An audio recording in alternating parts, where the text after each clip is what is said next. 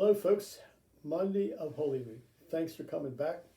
I hope that maybe these little reflections or maybe a little moment of joy or grace in your day as you find yourselves hunkered down and waiting for the crisis to be over.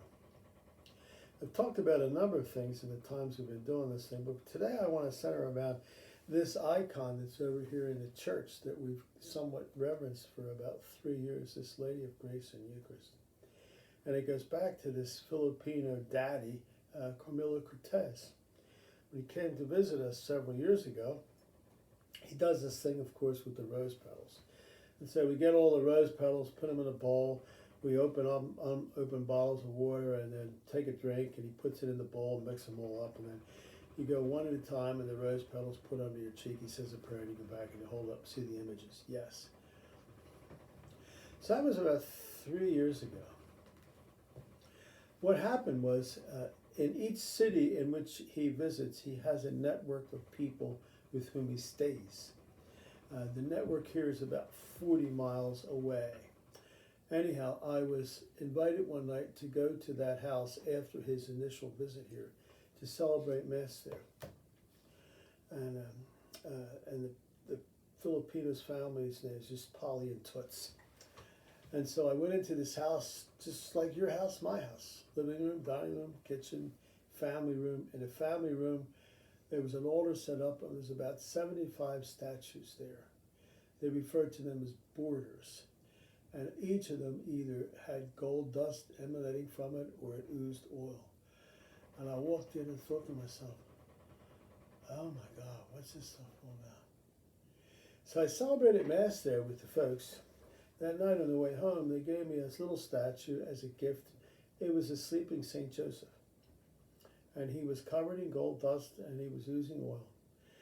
And I brought him back here to the church and I left him over by the Blessed Mother. And I only told like 2 or 3 people about this incident, didn't say anything.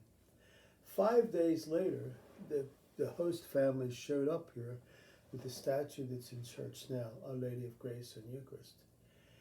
And they told me that the Virgin told them that she was to come here for 1 year and she would bless this church. And so that's how she got here. Subsequently, people started coming to the church, not in great numbers, but in regular numbers.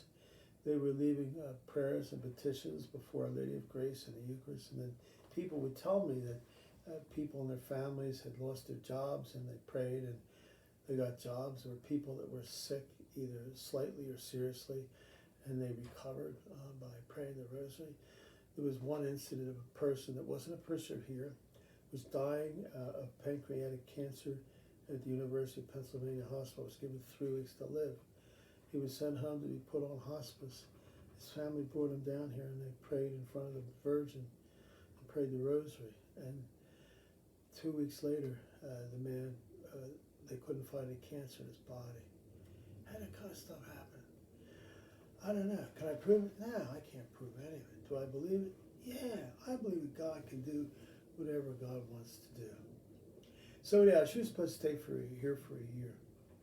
So what happened, I made another trip back to this holy house several months later, and I had a statue of St. Michael the Archangel that I wanted to leave there as a border. So I did. He's about this big. A replica of it is over in front of the Blessed Mother. So I left the statue at the Holy House, celebrated Mass, came home, and then about 5-6 months later, the host family called me and said, it's time for St. Michael to go home. And I said to them, and the Blessed Mother's time here is up too. And they said, yes, we know. So I said, how about I make a deal with you? And they said, well, what's the deal? I said, suppose you keep St. Michael permanently, and I'll keep the Blessed Mother here permanently. And they said, okay. So that's how she's here. One of my parishioners had also given to me the following Christmas another statue, not knowing that I had the sleeping St. Joseph. He works at St. Joe's Prep down in Center City. And he gave me this statue of the sleeping St. Joseph on a big platter. And I said, did you see this? He said, no. He said, oh my God, same statue. I said, you got a big one. So I took him to the Holy House. He was there for 6 months. They called me and said, it's time for him to go back home. So I went to the Holy House and picked him up. It was completely covered in gold dust and he oozed oil. What does all this stuff mean? I don't know. I don't live in the supernatural world. Neither do you. But we hunger for the supernatural world.